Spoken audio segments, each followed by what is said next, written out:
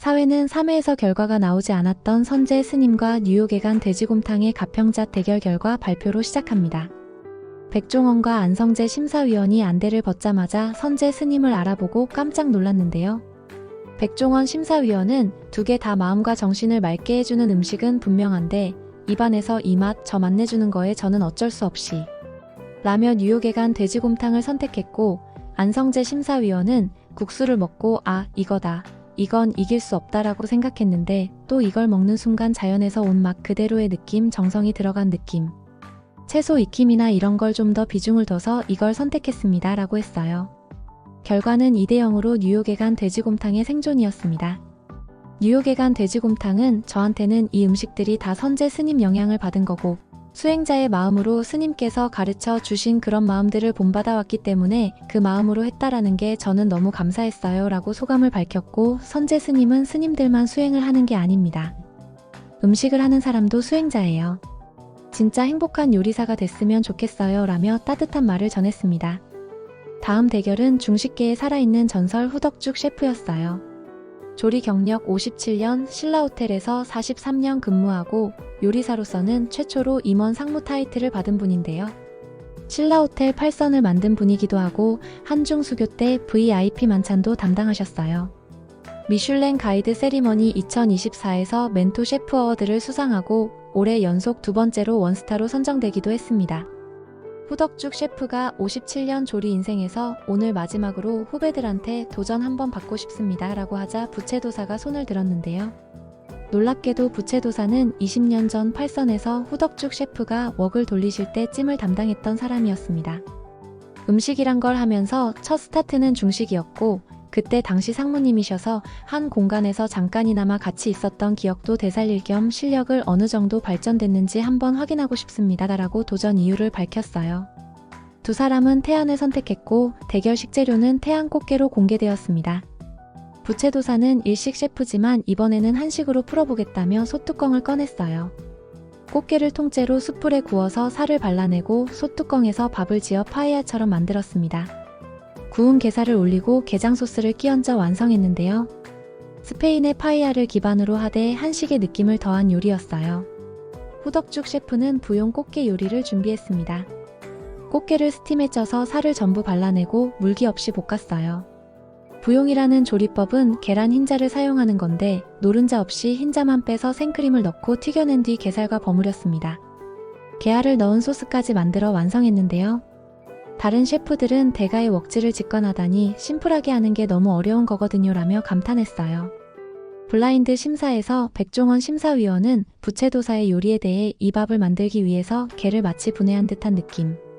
친숙하면서도 뭔가 이국적이기도 하고라고 했고, 후덕죽 셰프의 요리에 대해서는 이거 많이 먹어본 맛인데 손이 엄청나게 가는 요리인데 맛을 엄청 살렸네요.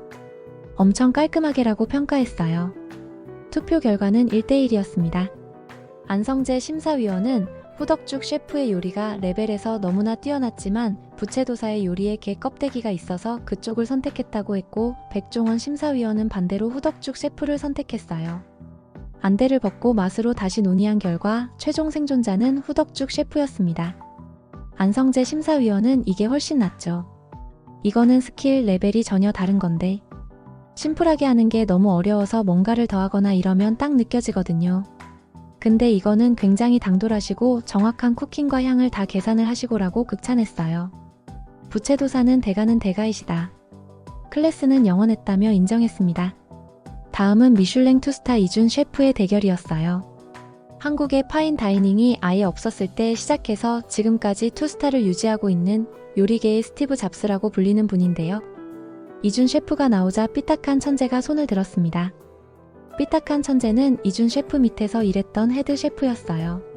제 닉네임에 삐딱한이 들어가는데 사실 이거 셰프 때문이라고 생각합니다. 그때 항상 저한테 그렇게 하면 안 돼. 너무 가는 거야 라고 하셨거든요 라고 말했습니다. 이준 셰프는 저를 뛰어넘어줬으면 좋겠지만 뛰어넘기 생각보다 높다는 것도 보여주고 싶어요 라고 응수했어요.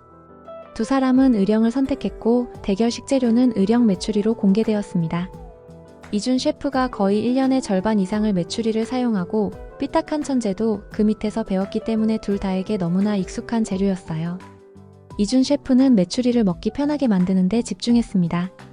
다리살을 분리해서 마치 양말을 벗듯이 껍질을 발목까지 벗긴 다음 안에 있는 살을 빼내 다져서 양념을 발라 다시 양말을 신듯이 채웠어요. 겉으로 봤을 때는 뼈가 있는데 실제로 먹으면 뼈가 없는 다리살이 되는 거죠. 구운 마늘과 된장을 넣은 소스를 발라 숯불에 구웠고요. 가슴살은 껍질로 김밥처럼 말아 소시지 모양을 만들어 마늘버터 옷을 입히고 잣가루를 뿌렸습니다. 삐딱한 천재는 메추리의 모든 부위를 사용하겠다고 했어요. 발톱은 네일 정리를 하듯 다듬어서 건조기에 말려 꼬치로 사용했고 가슴살 위에 브리오쉬와 볶은 버섯을 발라 꼬치 형태로 만들었습니다.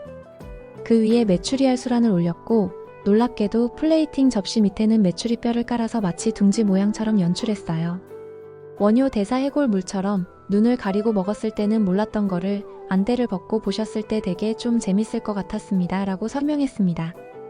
블라인드 심사에서 백종원 심사위원은 이준 셰프의 요리에 대해 메추리를 거부감 없이 마늘향 싹 넣어 가지고 조금 먹었는데 한 마리 다 먹은 것 같아요 라고 했고 삐딱한 천재의 요리에 대해서는 첫 번째 메추리 요리는 코스를 먹는 느낌이었으면 이거는 완전히 한꺼번에 꽝 때리는 건데 메추리를 구워 먹어만 봤지 이게 이렇게도 아유 참 둘 다 좀 매력이 있는 것 같아요 라고 평가했어요.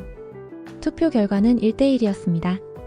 안대를 벗은 심사위원들은 삐딱한 천재의 플레이팅을 보고 뭐야 씨 와일드하다 와일드해라며 놀랐어요. 안성재 심사위원은 그냥 먹었을 때 되게 와일드한 면이 있는데 지금 이걸 보고 나니까 더 확신하는 게 그걸 원했던 거야. 뚜렷하게 원하는 게 있었어. 뭔가 과감한 도전과 그 안에 또 조화로운 거라고 했습니다. 최종 결과는 삐딱한 천재의 생존이었어요. 삐딱한 천재는 인정받은 느낌이 컸어요. 제가 생각했을 때 재밌겠다 한 걸 인정받았던 부분이라 제 인생에서 진짜 가장 좋은 기분이었던 것 같아요 라고 감격했습니다. 이준 셰프는 아쉽고 반성도 많이 했고요. 내가 어쩌면 좀 너무 보수적이었나? 요리라는 거를 한 번 더 생각할 수 있게 해준 계기가 된 것 같아서 되게 잘했다라며 제자의 성장을 인정했어요. 파주 청국장 대결에서는 한식 대첩 우승자 임성근 셰프가 청국장 진구절로 도전했습니다. 구절판에 8가지 나물과 생 청국장을 올려 싸먹는 형태였는데요. 누구도 생각 못한 거예요.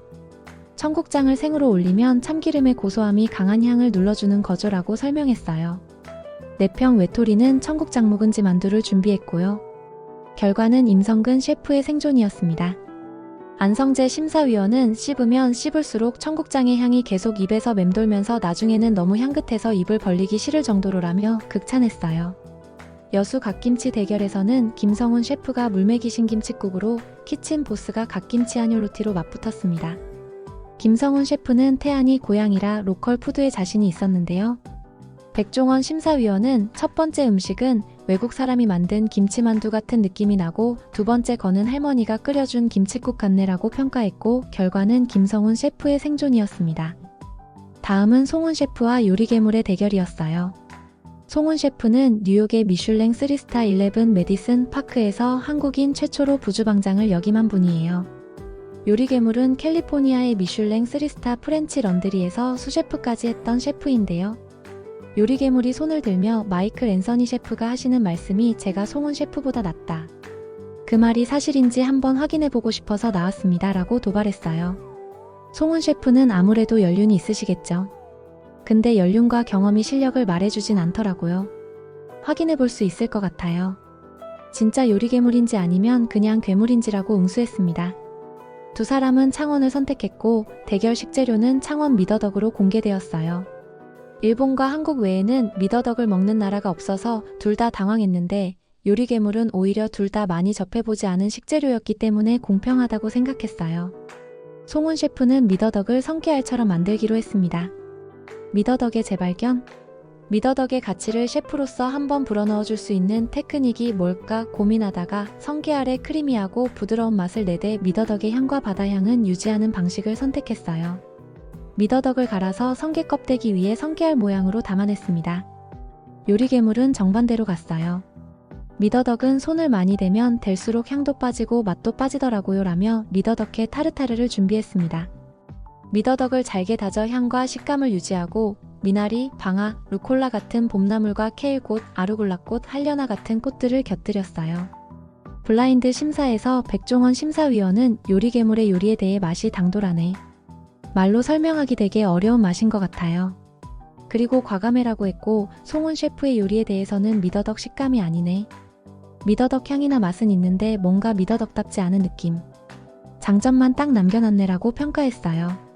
결과는 2대0으로 요리괴물의 생존이었습니다. 안성재 심사위원은 많은 분들이 제가 꽃을 싫어한다고 하시는데 케일꽃, 아루굴라, 할려나 이런 것들이 굉장히 신의 한 수였다고 생각해요. 씹으면 씹을수록 더 단맛이 올라오고 더 재밌고 더 씹고 싶어지는 조화로움이 있는 거죠라고 했어요. 송훈 셰프는 눈으로 더 봐야 시각적인 효과가 더 도드라졌던 디시였는데 방향을 조금 아쉽게 잘못 선택한 것 같아요. 이야, 괴물이기는 괴물이네라며 쓴웃음을 지었습니다. 문경 항정살 대결에서는 레이먼 셰프와 바베큐 연구소장이 맞붙었어요. 레이먼 셰프는 캐나다에서 요리를 배운 28년 경력의 고기 전문가이고 바베큐 연구소장은 1라운드에서 압력솥과 혼연으로 바베큐를 완성해 생존한 바베큐 전문가입니다. 레이먼 셰프는 항정살을 먼저 구워서 마이야르 반응을 일으킨 다음 80도 정도 물에서 천천히 포칭해 부드럽게 익혔어요. 서빙 직전에 다시 빠른 불에 지져서 고소함을 더했고 문경 사과와 오미자로 만든 소스를 곁들였습니다. 바베큐 연구소장은 훈연향이 킥이라며 항정살을 15분에서 20분 훈연한 뒤 숯 위에서 직화로 구웠어요. 맛있게 구워서 쌈 싸먹는 항정살을 이길 수가 없는데 쌈 대신 탄수화물로 빵 형태로 풀어볼까 고민하다가 옥수수 토르티아로 바삭한 타코 쉘을 만들었습니다. 그리고 기름에 뜨거운 참숯을 담가 차콜 오일을 뽑아내고 그걸로 차콜 아이올리를 만들어 쌈장과 블렌딩한 소스를 완성했어요. 블라인드 심사에서 백종원 심사위원은 레이먼 셰프의 요리에 대해 이거 익히는데 굉장히 공 많이 들였네. 항정살을 어떻게 이렇게 와라고 했고 바베큐 연구소장의 요리에 대해서는 차콜 향이 아주 은은하네. 아따, 고기 향. 스모크한 향이 확 올라오네. 고기에다 뭔 짓을 한 거야? 라며 놀랐어요. 투표 결과는 1대1이었습니다. 안성재 심사위원은 어떤 면에선 이게 좀 단순할 수도 있어요. 근데 그냥 항정살의 맛, 구워 먹었을 때의 맛을 대중한테 더 잘 어울릴 수 있는 맛을 한 것 같은데 이 크림이 제 생각에는 스모키한 크림인 것 같아요. 이걸로 스모키한 건 한계가 있어요. 소스에다가 스모크. 먹는 입장에서는 이게 조금 더 만족스럽고 나중에 또 먹지 않을까라는 생각에 바베큐 연구소장님이십니다 라고 결과를 발표했어요. 바베큐 연구소장은 와, 나 진짜 요리 열심히 했구나. 진짜 너무 행복한 거예요 라며 감격했고 레이먼 셰프는 직관적인 요리를 했으니까 직관적으로 받아들여 주셨을 거고 제가 팬으로서 정말로 잘하시는 분한테 져서 차라리 다행이에요 라며 축하했습니다. 마지막은 정호영 셰프와 서울 엄마의 포항 아기 대결이었어요. 정호영 셰프는 26년 경력의 일식 셰프인데요. 시즌1을 보고 참가를 결심했다고 합니다. 약간 개그맨처럼 생각하시는 분들도 계시더라고요. 요리는 잘하는 사람 맞나? 이런 오해를 받을 때가 있는데 정말 요리할 때만큼은 저는 진지한 사람이거든요 라고 말했어요. 정호영 셰프는 아기를 걸 수 있는 거치대를 직접 만들어 왔습니다. 아기가 점액질이 많아서 도마 위에서 손질하기 어려운데 갈고리에 걸어서 공중에 떠있게 만들고 손질하는 일본식 방법을 선보였어요. 다른 셰프들은 저런 모습 처음 봐요. 역시 다르다며 감탄했습니다. 정호영 셰프의 요리는 아기자 안무시였어요. 아기간을 일식 조림 방식으로 부드럽게 조리고 아기살은 간장 베이스 양념에 재워 숯불에 구웠습니다. 달걀찜 위에 아기살과 녹진한 아기간을 올리고 걸쭉한 소스를 끼얹었어요. 한 스푼의 아기간의 녹진함, 아기살의 쫄깃함, 달걀의 부드러움이 조화를 이루는 요리였습니다. 서울 엄마는 아기간을 과감히 쓰지 않기로 했어요. 아기라는 생선은 그 식감만 좋은 것 같아요. 생선살에서 막 어떤 고소함이나 이런 건 없거든요 라며 살만 사용해서 조림을 만들었습니다. 껍질을 완전히 벗긴 부드러운 살 사이에 새우를 다져 샌드하고 마늘과 생강 없이 깨끗하고 담백하게 졸였어요. 귀리밥을 곁들여 국물에 적셔 먹을 수 있게 했습니다. 블라인드 심사에서 백종원 심사위원은 서울 엄마의 요리를 먹고 이야, 여태까지 음식들이 안 매웠었구나. 목소리까지 안 나오네라며 기침을 했는데요. 근데 기분 좋게 맵네. 싱그러운 매콤함? 되게 고급지게 매콤한이라고 평가했어요. 안성재 심사위원은 정호영 셰프의 요리에 대해서는 아기간이 아주 달달하네. 아기살보다 간이 더. 근데 간 익힘을 너무 잘하셨는데라고 했습니다. 투표 결과는 1대1이었어요. 심사위원들은 결정을 내리지 못하고 오래 고민했습니다. 백종원 심사위원은 간을 많이 쓴 게 반칙 같다고 했고, 안성재 심사위원은 아기간도 아기의 한 부분이라며 전체적인 조화로움을 높이 평가했어요. 결국 한 번 더 먹어봐요 라며 재시식을 했는데요. 재투표 결과도 1대1이었습니다. 안성재 심사위원은 이거는 장르의 차이인 거지. 일식집 가면 이거 먹을 것 같고 한국 식당 가면 이거 먹을 것 같은데 라고 하고 백종원 심사위원도 분리시켜 놓으면 톱. 근데 이거를 서로 놓고 저울을 재야 되니까 라며 어려움을 토로했어요. 서울 엄마와 정호영 셰프의 결과 발표는 5회로 미뤄지면서 흑백 요리사 사회가 끝났습니다. 사회에서 1대1로 끝났던 포항 아기 대결, 정호영 셰프와 서울 엄마의 결과가 드디어 나왔어요. 재투표를 했는데 결과가 또 1대1이에요. 백종원 심사위원이 와 이거 진짜 요번에가 제일 어려웠어요 라고 할 정도로 치열한 대결이었죠. 최종 생존자는 흑수저 서울 엄마입니다. 결정적인 포인트는 아기의 익힘 정도였어요. 안성재 심사위원 말씀이 아기만 먹었을 때 서울 엄마 쪽이 부들부들하고 맛있는데 정호영 셰프 계란찜 안에 있던 아기가 좀 뻑뻑하게 느껴졌다고 했거든요. 정말 미세한 차이로 결정된 거예요. 정호영 셰프는 제가 만족할 만한 100%의 요리가 나왔다고 생각해요. 근데 상대방이 이겼다는 건 100%를 넘었다는 뜻이죠라며 담담하게 결과를 받아들였습니다. 다음은 속초 창골뱅이 대결이에요. 요리 경력 47년의 대한민국 요리 명장 박효남 셰프와 프렌치 파파가 맞붙었는데요. 박효남 셰프는 한국인 최초 특급 호텔 총주방장이고 프랑스 정부 훈장까지 받은 분이에요. 프렌치 파파는 그런 박효남 셰프를 살아있는 전설이라고 존경하는 셰프죠. 프렌치 파파는 코리안 에스카르고 드속초를 준비했어요. 골뱅이를 50분 정도 삶아서 부드럽게 만든 다음 내장과 허브버터를 섞어서 골뱅이 껍데기에 다시 채워 넣고 오븐에 구웠는데요. 볼로방이라는 프랑스 빵과 벨루테 소스를 곁들였습니다. 프랑스 달팽이 요리를 골뱅이로 재해석한 클래식한 접근이었죠. 박효남 셰프는 속초의 푸른 바다를 콘셉트로 했는데요. 골뱅이를 육수에 삶아 부드럽게 만들고 막김으로 소스를 만들었어요. 참기름까지 활용해서 프렌치의 한식 요소를 접목시켰죠. 감자는 꽃게 비스크에 천천히 익혀서 리소토처럼 만들었는데 완전히 익히지 않고 살짝 아삭한 식감을 살렸어요. 손종원 셰프가 교수님이 군더더기가 없으셔요 라고 감탄할 정도로 여유로운 조리 과정이었습니다. 백종원 심사위원은 한쪽은 골뱅이 식감을 감자로 왔다 갔다 하면서 재미있었고 에스카르고를 골뱅이로 대체한다는 생각을 왜 못했지 싶을 정도로 놀랐다고 했고요. 안성재 심사위원은 첫 번째는 김소스와 독창적인 쪽에 무게를 뒀다. 식감도 너무 좋고 조화로움이 입에서 잘 어울렸다고 평가했습니다. 결과는 2대0으로 박효남 셰프가 생존했는데요. 다만 안성재 심사위원이 프렌치 파파의 요리에서 흙을 발견했다고 해요. 저로서는 이 스타일을 더 좋아하고 완성도가 높다고 생각하면서 씻고 있었는데 유감스럽게 그렇게 됐다고 했죠. 프렌치 파파는 발달 장애를 가진 아들 이야기를 하면서 아들한테 부끄럽지 않은 아빠가 되고 싶고 언젠가 발달 장애를 가진 아이들과 함께 조그마한 카페를 해보고 싶다고 했습니다. 이어서 진도 대파 대결입니다. 이 요리의 킥은 대파. 대파가 없으면 만들 수가 없다고 말하는 최강록 셰프와 1라운드에서 소바로 주목받았던 무쇠팔이 맞붙었어요. 최강록 셰프는 극단적으로 생각했거든요. 이 세상에 대파만 있다면이라면서 대파로 할 수 있는 모든 조리법을 한 그릇에 담았어요. 대파를 볶아서 육수를 내고 삶아서 또 다른 육수를 내고 두 가지를 섞어서 대파 달걀찜, 일본어로 자완무시라고 하죠. 그걸 만들었어요. 대파를 굽고 조리고 줄기를 채 쳐서 튀긴 것까지 토핑으로 올렸고요. 마지막에는 성게알까지 활용했는데 대파랑 성게알이 가열했을 때 비슷한 단맛이 난다는 발상이었습니다. 시식할 때 3개의 스푼으로 단계별로 드시게 해서 한 가지 음식으로 여러 느낌을 받을 수 있게 설계했어요. 무쇠팔은 대파의 본연의 맛에 집중했어요. 숯불에서 대파를 구워 겉을 까맣게 태우고 그 껍질을 벗겨서 속에 잘 익은 부분만 사용했죠.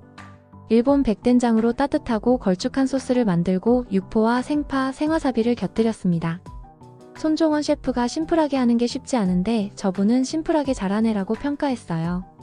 백종원 심사위원은 대파하고 달걀 가지고 뭔 짓을 한 거야, 이거? 대파 가지고 할 수 있는 여러 가지 요리가 한꺼번에 다 들어가 있는 것 같아요 라고 했고요. 안성재 심사위원은 새 입을 먹을 때마다 파의 향이 다 달라요. 혀를 가지고 우리를 농락시키는 건데 너무 맛있어서 기쁘게 농락당하는 느낌이라고 평가했습니다. 결과는 2대0으로 최강록 셰프가 생존했습니다. 다음은 공주밤 대결이에요. 여성 최초 호텔 총주방장이자 전통 음식 전문가인 이금희 셰프와 1라운드에서 소주를 내려 생존했던 술 빚는 윤주모가 맞붙었습니다. 이금희 셰프는 전통 밤죽을 준비했어요. 찹쌀로 하얀 죽을 베이스로 만들고 밤을 충분히 쪄서 갈아 섞었죠. 고려시대부터 전식으로 죽을 먹었다는 이야기와 함께 기교 없이 밤의 고소함을 극대화시키는 데 집중했습니다. 1시간도 안 걸려서 플레이팅을 끝내는 여유로운 모습이었어요. 술 빚는 윤주모는 밤생 떡국이라는 독창적인 요리를 선보였어요. 충청도에서 익반죽한 맵쌀가루로 즉석에서 가래떡을 만드는 기법을 활용해서 밤을 넣은 떡을 직접 만들었죠. 푹 삶은 사태를 다지고 거기에 밤을 2배 정도 넣어서 완자를 만들었어요. 밤, 쌀, 한우, 사태 이렇게만 들어갔다면서 밤이 아닌 다른 재료는 일절 넣지 않았다고 해요. 문화파도 다 부딪혀서 밤을 가리더라고요. 백종원 심사위원은 충청도 생떡국 해보신 적 있어요? 없어요? 깜짝 놀랐어요. 밤 자체가 향이 약해서 고기가 확 잡아먹을 수 있는데 위험한 짓을 하신 거예요 라고 했고요. 안성재 심사위원은 첫 번째는 기본에 충실하고 맛있다고 생각했는데 두 번째를 먹고 솔직히 충격적이었어요. 밤을 가지고 이렇게 할 생각을 어떻게 했지? 라고 평가했습니다. 결과는 2대0으로 술 빚는 윤주모가 생존했는데요. 다 불사른 거죠. 그걸 온전히 두 분이 다 알아주시더라고요. 요리사로서 너무 뭉클했어요 라고 소감을 밝혔습니다. 이번엔 산청 흑돼지 사태 대결이에요. 특별한 인연을 가진 두 사람이 맞붙었는데요. 미슐랭 원스타 서울 다이닝을 운영하는 김희은 셰프와 그 김희은 셰프가 중학교 때 요리 선생님이었다는 아기 맹수입니다. 아기 맹수는 김희은 셰프를 제 인생에 감사한 사람 중 한 분이라고 표현했어요. 약 10년째 이끌어주고 있는 스승과 제자 관계죠. 아기 맹수는 사태를 압력솥에 부드럽게 익힌 후 차갑게 식혀서 조선 잡채 스타일로 풀어냈어요. 새우, 아스파라거스, 두릅 같은 봄나물을 사용했고 참송이, 꽈리고추, 풋마늘은 생채로 준비해서 봄의 싱그러움을 더했죠. 김희은 셰프는 따뜻한 찜 요리를 준비했어요. 사태를 장시간 조리해서 부드럽게 익힌 다음 타임이라는 허브로 훈연향을 입혔죠. 장조림처럼 가늘게 찢어서 밥과 비벼 먹을 수 있게 했고 감자 옹심이와 해삼을 곁들여 쫀득한 맛을 살렸어요. 백종원 심사위원은 첫 번째는 보약 먹는 느낌이고 이건 밥 반찬 먹는 것 같고라고 했고요. 안성재 심사위원은 첫 번째 사태 요리에서 봄나물의 향을 많이 느꼈고 조화롭다고 생각했어요. 두 번째는 직관적으로 맛있었어요 라고 평가했습니다. 투표 결과 1대1이 나와서 재심사가 진행됐는데요. 백종원 심사위원이 다시 먹는다고 하면 맛이지 이거를 사 먹을 것 같다고 했고 안성재 심사위원은 첫 번째 시도는 정말 좋았는데 나물이 너무 강했어요 라고 평가했습니다. 결과는 김희은 셰프가 생존했는데요. 안성재 심사위원이 봄나물을 좋아하는 젊은 셰프들이 있다는 게 너무 좋은 것 같습니다 라고 격려했고 아기 맹수는 듣고 싶었던 말씀을 해주셔서 여한이 없습니다 라고 담담하게 말했어요. 다음은 제주 멜젓 대결입니다. 이탈리아 요리 전문 샘킴 셰프와 유행왕이 맞붙었어요. 샘킴 셰프는 저의 강점은 재기 발랄함이라고 했죠. 유행왕은 감자전 타코를 준비했어요. 감자전 2장을 굽는데 한 장은 바삭함을 담당하고 다른 한 장은 감자향을 담당하게 했죠. 멜젓으로 바냐 카우다 소스를 만들어 바르고 구운 새우와 엔초비를 올렸어요. 눈 감고 즐겼을 때 감자전의 바삭함을 이길 수 있을까? 라는 콘셉트였는데 백종원 심사위원이 입천장 다 까졌어요. 목젖 찢어진 것 같아라고 할 정도로 너무 바삭했어요. 샘킴 셰프는 파케리라는 구멍이 있는 파스타 면으로 요리했어요. 호래기와 한치에서 육수를 내서 면을 익히고 멜젓을 빵가루에도 넣고 열무에도 넣어서 끝까지 입에서 맴돌 수 있는 맛을 찾았죠. 평생에 한 가지 요리를 두고 생각을 이렇게 오래 해본 적이 없다. 전 세계에서 만들어진 오늘 하루의 파스타 중에 제가 만든 파스타가 제일 맛있을 겁니다 라고 자신감을 보였어요. 백종원 심사위원은 멜젓이 어디 있는지 잘 안 오는데 주제가 멜젓이었죠? 라고 했고요. 안성재 심사위원은 멜젓이 탁 치고 들어오면서 고소해지는 느낌이 있어요 라고 평가했습니다. 결과는 2대0으로 샘킴 셰프가 생존했는데요. 안성재 심사위원이 내가 뭘 씹고 있는지 모르는데 되게 좋은 거 있잖아요. 같이 잘 어울리는구나 생각이 들었다고 평가했습니다. 그리고 빠르게 진행된 대결들도 있었어요. 증평 돼지 껍데기 대결에서는 중식 마녀와 스웨덴 출신 제니 월든이 맞붙었는데요. 중식 마녀는 돼지 껍데기를 잘게 다져서 뼈에 붙인 다음 튀겨낸 쯔랑 갈비를 선보였고, 제니 월드는 돼지 껍데기 샐러드를 준비했어요. 결과는 중식 마녀가 생존했는데요. 백종원 심사위원이 중식을 이렇게 하는 사람 없어요 라고 평가했습니다. 단양 마늘 대결에서는 미슐랭 원스타 고료리 캔의 김건 셰프와 칼마카세가 맞붙었어요. 칼마카세는 오징어를 얇게 썰어 면처럼 만들고 태운 마늘로 킥을 준 흑백 마늘라멘을 선보였는데요. 결과는 칼마카세가 생존했고, 안성재 심사위원은 은은한 마늘 향이 달게 올라오더라고요 라고 평가했습니다. 완도 곱창김 대결에서는 뉴욕에서 미슐랭 원스타를 2곳이나 받은 심성철 셰프와 안녕 봉주르가 맞붙었어요. 심성철 셰프는 완도 곱창김 해물죽을, 안녕 봉주르는 김 속에 치킨 무스를 채워 바삭하게 튀긴 김튀이를 준비했죠. 결과는 안녕 봉주르가 생존했는데요. 식감을 정말 잘 살리셨어요 라는 평가를 받았습니다. 군산 박대 대결에서는 청와대에서 5분의 대통령을 20년 4개월 동안 모신 천상현 셰프와 반찬술사가 맞붙었어요. 천상현 셰프는 방건조박대 간장조림을, 반찬술사는 고조리서에 나온 요리법인 박대 두부선 느르미를 준비했죠. 결과는 천상현 셰프가 생존했습니다. 장수 한우 보섭살 대결에서는 30년 경력의 최유강 셰프와 천생연분이 맞붙었어요. 최유강 셰프는 양장피로 보섭살에 옷을 입힌 요리를, 천생연분은 봄나물 보섭살 카르파치오를 준비했죠. 결과는 최유강 셰프가 생존했습니다. 2라운드가 끝나고 생존자들이 새로운 공간에 모였는데요. 시즌1의 마지막 결투장을 연상시키는 곳이에요.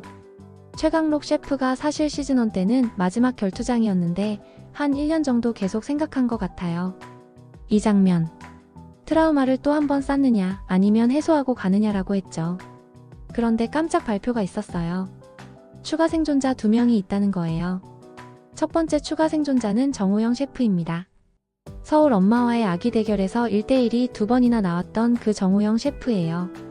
백종원 심사위원이 아기간을 했는데 이거는 인정이라고 했고, 안성재 심사위원은 1번 하고 2번 하고 너무 아깝게 되셔서라고 했죠. 정우영 셰프는 심사위원분들이 제 요리를 한 번 더 맛보고 싶어 하시지 않았나라고 소감을 밝혔습니다. 두 번째 추가 생존자는 선제스님이에요. 뉴욕에 간 돼지곰탕과의 잣 대결에서 패배했던 그 선제스님이죠. 안성재 심사위원은 국수를 먹고 이거다라고 생각했어요. 이건 이길 수 없다고 했고, 백종원 심사위원은 다른 데랑 붙었다면 2분 다 이겼을 수도 있어요 라고 했습니다. 추가 생존자는 계급과 관계없이 가장 아쉽게 패배한 2사람을 선정한 거라고 해요. 이렇게 해서 현재 생존자는 흑수저 9명, 백수저 12명, 총 21명입니다. 흑수저에는 서울 엄마, 뉴욕에 간 돼지곰탕, 삐딱한 천재, 요리괴물, 바베큐 연구소장, 술 빚는 윤주모, 중식 마녀, 칼마카세, 안녕 봉주르가 있고요. 백수저에는 손종원, 후덕죽, 임성근, 김성훈, 박효남, 최강록, 김희은, 샘킴, 천상현, 최유강, 그리고 추가 생존자인 정우영과 선제스님이 있습니다. 3라운드 미션이 곧 발표될 예정인데요. 요리사들이 뭐야? 라며 놀라는 장면에서 에피소드가 끝났습니다. 과연 어떤 미션이 기다리고 있을까요? 드디어 3라운드가 시작됐는데요. 이번 라운드는 흑백팀전 올 오어 나띵입니다. 말 그대로 승자 독식 대결이에요. 승리한 계급은 전원 생존하고 패배한 계급은 전원 탈락하게 됩니다. 3라운드 규칙을 정리해드릴게요. 총 3번의 요리 대결이 진행되고 각 대결마다 100점씩 배점됩니다. 누적 점수제로 최종 점수가 더 높은 팀이 승리하는 방식이에요. 첫 번째 대결은 각 팀에서 7명, 두 번째 대결은 5명, 세 번째 대결은 에이스 3명이 출전합니다. 중요한 건 각 계급의 참가자들은 3번의 대결에 최소 1번 이상 반드시 출전해야 하고 중복 출전도 가능하다는 거예요. 손종원 셰프는 유리한 건지 불리한 건지 모르겠다고 했는데요. 백수저는 12명, 흑수저는 9명이니까 체력 게이지로 보면 백수저가 유리하지만 흑수저는 손발이 더 잘 맞을 수 있다는 분석도 나왔습니다. 미션이 공개됐는데요. 운명의 수레바퀴입니다. 무대에 거대한 관람차 2개가 등장했어요. 왼쪽은 땅에서 나는 식재료로 채워진 땅의 수레바퀴, 오른쪽은 바다에서 나는 식재료로 채워진 바다의 수레바퀴입니다. 땅의 수레바퀴에는 우엉, 닭, 완두콩, 송아지 뼈 등심, 시금치, 참외가 들어있고요. 바다의 수레바퀴에는 우럭, 감태, 명란, 개불, 오징어, 연어가 들어있습니다. 각 팀은 땅과 바다에서 각각 하나씩 2가지 식재료를 사용해 하나의 요리를 완성해야 해요. 심사 방식도 특별했는데요. 백인의 미스터리 심사단이 등장했습니다. 4층 구조로 된 관람석에서 가면을 쓴 100명의 요리사들을 내려다보고 있었어요. 상현 셰프는 가면 무도회 같다고 했고 서울 엄마는 오페라의 유령이야라고 했죠. 백종원 심사위원과 안성재 심사위원도 미스터리 심사단과 함께 시식 후 평가를 진행합니다. 첫 번째 7대7 대결, 재료 선정이 시작됐어요. 백종원 심사위원이 먼저 바다의 수레바퀴를 선택했는데요. 개불이 나올 뻔했지만 하지만 싫습니다 라며 힘 조절을 해서 오징어를 뽑았습니다. 제일 조리 방법이 많잖아요. 구워 먹고 말려 먹고 쪄 먹고 튀겨 먹고라는 이유였어요. 안성재 심사위원은 땅의 수레바퀴에서 참외를 선택했는데요. 지금 맛있어지는 참외라면서 아삭함을 유지하면서도 단맛이 올라가는 요리로 치면 굉장히 사용할 수 있는 요소들이 많다고 했습니다. 제한 시간은 2시간 30분, 100인분을 만들어야 합니다. 양쪽 팀 모두 놀랍게도 같은 방향으로 갔어요. 둘 다 냉채에 오징어 튀김을 올리기로 한 거예요. 서울 엄마가 재료가 너무 비슷해, 두 집이. 환장하겠다, 진짜라고 할 정도였죠. 백수저 팀 요리를 먼저 볼게요. 메뉴명은 참외 오징어 냉채입니다. 임성근 셰프가 소스를 담당했는데요. 참외씨를 갈아서 소스에 넣는 아이디어를 냈어요. 참외 안에 있는 씨가 단맛이 엄청나요. 이걸 갈면 바나나처럼 농도가 걸쭉하게 나오면서 향도 정말 좋아지고 단맛도 나온다고 했죠. 소스를 15분 만에 완성해서 손종원 셰프가 셰프 너무 빨라요 라고 감탄했습니다. 임성근 셰프는 40년 가까이 300명, 400명 대량 조리를 해왔기 때문에 비율이 머릿속에 다 들어있다고 해요. 참외는 물엿으로 절였는데요. 임성근 셰프 설명으로는 소금에 절이면 참외를 씻을 때 수분이 빠져나가면서 참외향이 빠져나간다. 짧은 시간 안에 절임을 할 때는 물엿으로 절이는 게 훨씬 더 빠르다고 했습니다. 참외 껍질은 그대로 사용했어요. 오징어는 정호영 셰프가 튀김을 담당했는데요. 오징어를 양말 뒤집듯이 뒤집어서 속면에 칼집을 넣고 링 형태로 튀겼습니다. 김희은 셰프가 타르타르 소스를 추가로 만들자는 아이디어를 냈어요. 깻잎과 라임으로 산미를 낸 타르타르 소스를 튀김 위에 올려서 한 디시에서 2가지 식감과 2가지 맛을 내는 전략이었습니다. 흑수저 팀 요리도 볼게요. 메뉴명은 오징어 참외꽃이 피었습니다.입니다. 처음에는 참깨를 갈아서 겨자 참깨 소스를 만들려고 했는데요. 문제가 생겼어요. 맛을 봤더니 너무 흔한 맛이었던 거예요. 서울 엄마가 너무 무난해. 어떡하지? 라고 했고 칼마카세가 먹어보니 참외향이 아예 안 나요 라고 했습니다. 깨를 너무 많이 넣어서 참외향이 묻혀버린 거죠. 요리괴물이 급선회를 제안했어요. 참외살만 그냥 갈아가지고 겨자랑 설탕이랑 소금이랑 식초랑 넣고 그걸로 하라고요. 결국 참깨 소스를 포기하고 참외를 통째로 갈아서 드레싱을 새로 만들었습니다. 술 빚는 윤주모가 확실히 맛이 좋더라고요.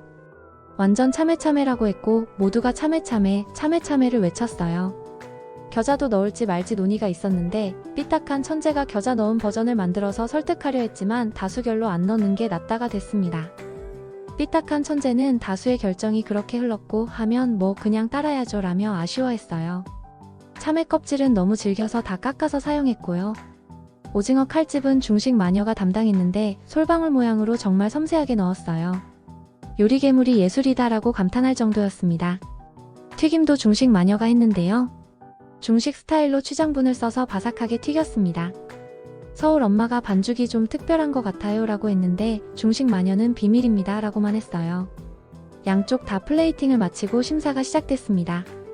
백종원 심사위원은 백수저 요리에 대해 입안에서 막 뿌가당 이 맛났다, 저 맛났다 라고 평가했고요. 흑수저 요리에 대해서는 오징어 칼집 예술이네. 이야, 칼집 잘 넣었다 라고 했습니다. 투표 결과 공개 시간이에요. 먼저 백종원 심사위원 흑수저를 선택했습니다. 참외향을 어느 쪽이 더 자연스럽게 잘 살릴 수 있느냐에 중점을 뒀는데 흑셰프들의 음식이 참외의 향이 훨씬 더 자연스럽게 녹아 있었다고 했어요. 안성재 심사위원도 흑수저를 선택했습니다. 저에게는 너무 많은 식감이 백수저 팀의 냉채에 있지 않았나. 흑수저의 요리에서는 은은하게 올라오는 그 향들이 미각을 좀 자극해서 굉장히 만족스럽게 먹었다고 평가했죠. 미스터리 심사단 결과가 공개됐는데요. 백수저 34표, 흑수저 34표로 동점이 나왔어요. 그리고 남은 32표가 전부 한쪽으로 몰렸다는 발표가 있었습니다. 정호영 셰프가 와, 이거 지면 엄청 타격인데라고 했고 진짜로 이거 망했구나라는 탄식도 나왔어요. 최종 결과 공개 직전에서 6회가 끝났습니다. 과연 32표는 어느 팀에게 갔을까요? 첫 번째 대결의 승자는 다음 회에서 확인할 수 있습니다. 3라운드 올 5와 나띵 첫 번째 대결, 미스터리 심사단의 결과가 공개됩니다. 현재 점수는 백수저팀 34, 흑수저팀 34로 동점인데요. 남은 32표가 어디로 갔느냐가 관건이었죠. 결과는 백수저팀의 압승이었습니다. 최종 점수 흑수저 34점, 백수저 66점. 무려 32점 차이로 백수저팀이 첫 번째 대결을 가져갔어요. 임성근 셰프가 처음 회의 때 주장했던 무조건 대중음식으로 가야 된다는 전략이 제대로 통한 겁니다. 새콤달콤하고 자극적인 맛, 대중적인 포인트가 승리의 열쇠였던 거죠. 반면 흑수저팀은 너무 섬세한 맛을 추구하지 않았나 하는 아쉬움이 남았는데요. 요리괴물 셰프는 너무 화났습니다. 터무니없는 점수 차로 졌기 때문에 이 3라운드 제가 다 하겠다고 선언합니다. 이어서 두 번째 대결이 시작됩니다. 5대5 흑백 팀전인데요. 이번에는 심사단 구성이 달라졌어요.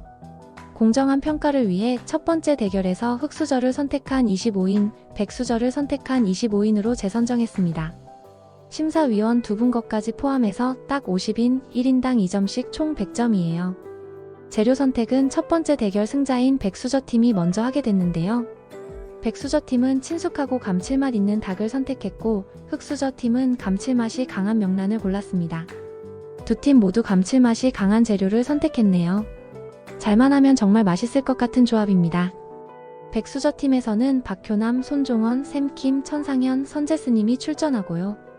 흑수저 팀에서는 요리괴물, 칼마카세, 바베큐 연구소장, 중식마녀, 삐딱한 천재가 나섭니다. 백수저 팀은 명란품은 꽃기호라는 요리를 준비했는데요.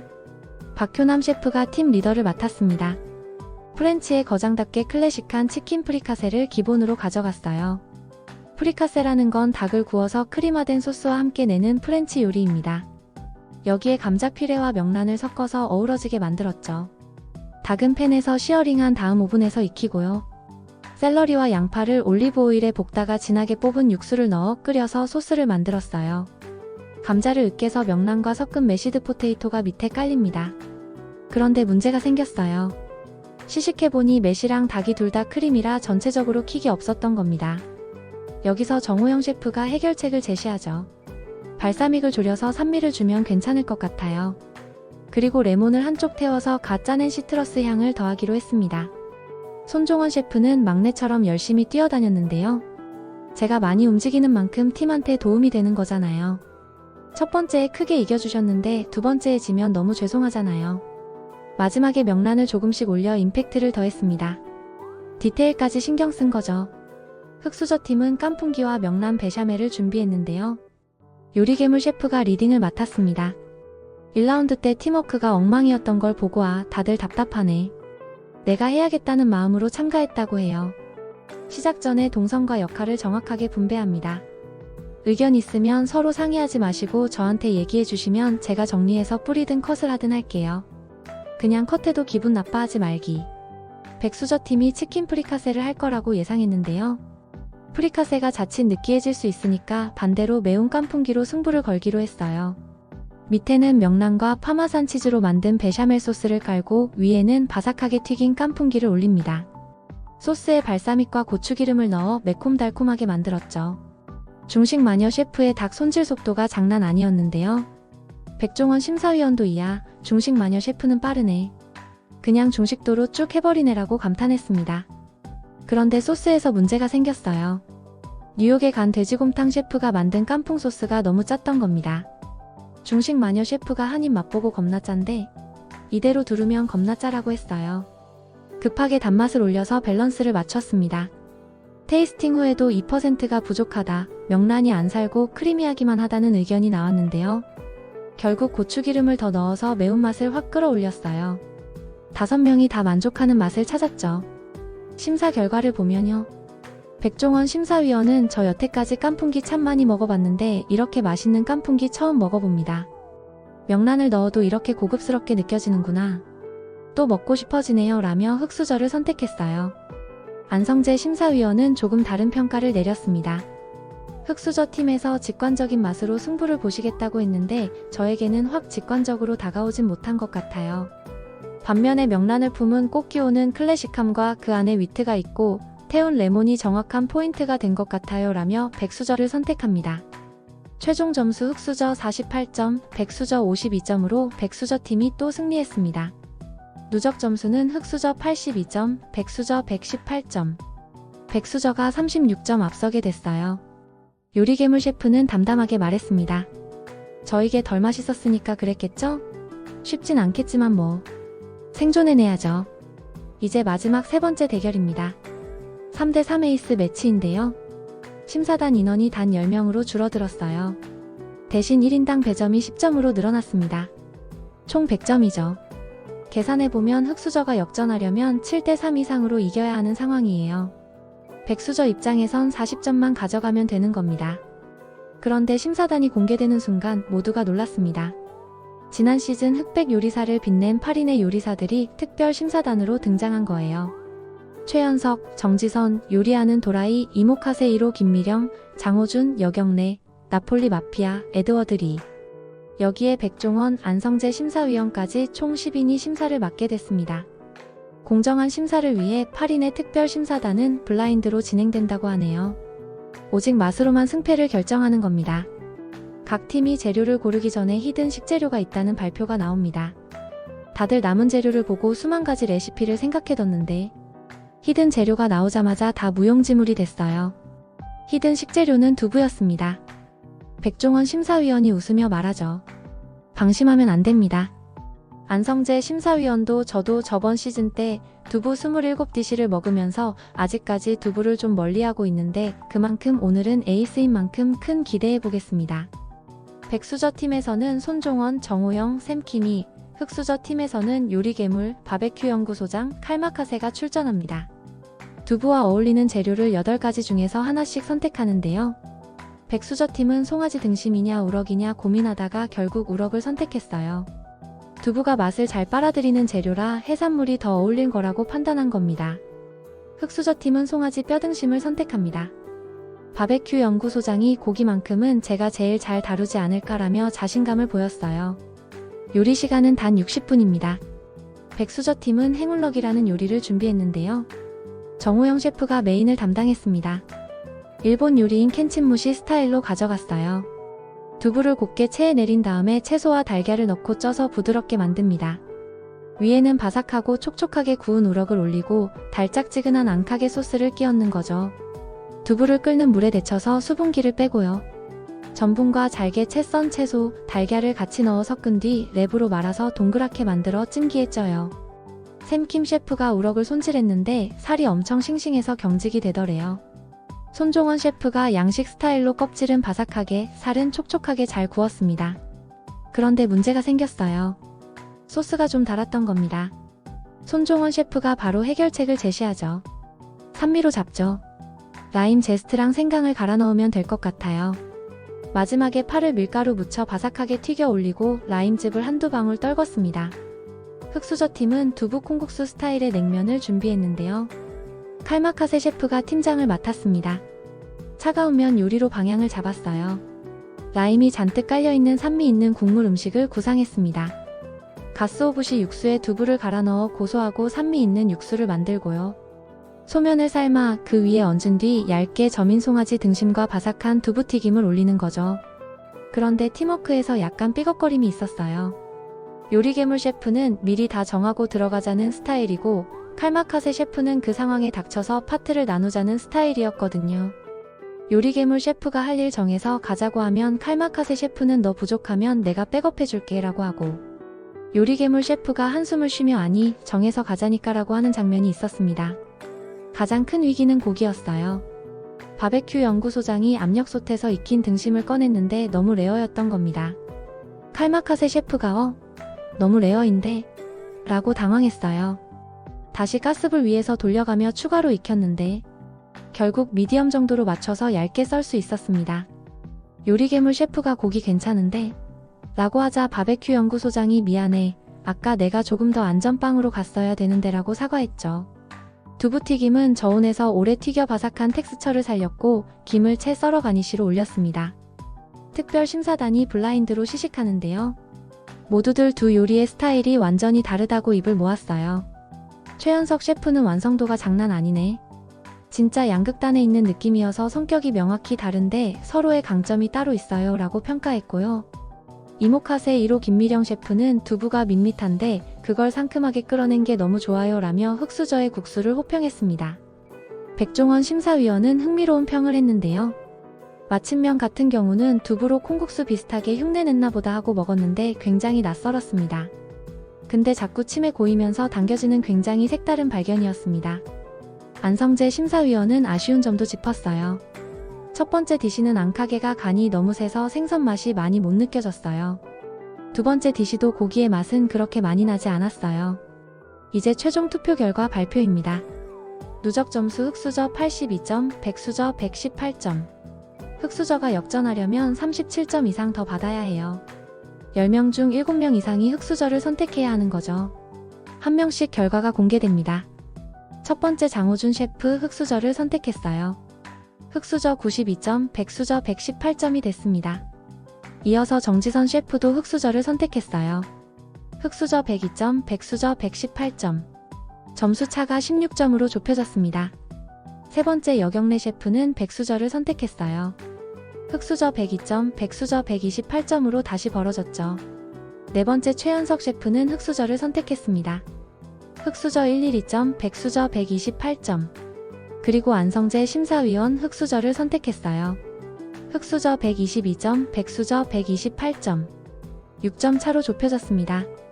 술 빚는 윤주모가 다 따라잡았네 6점이라며 놀랐어요. 백종원 심사위원 차례입니다.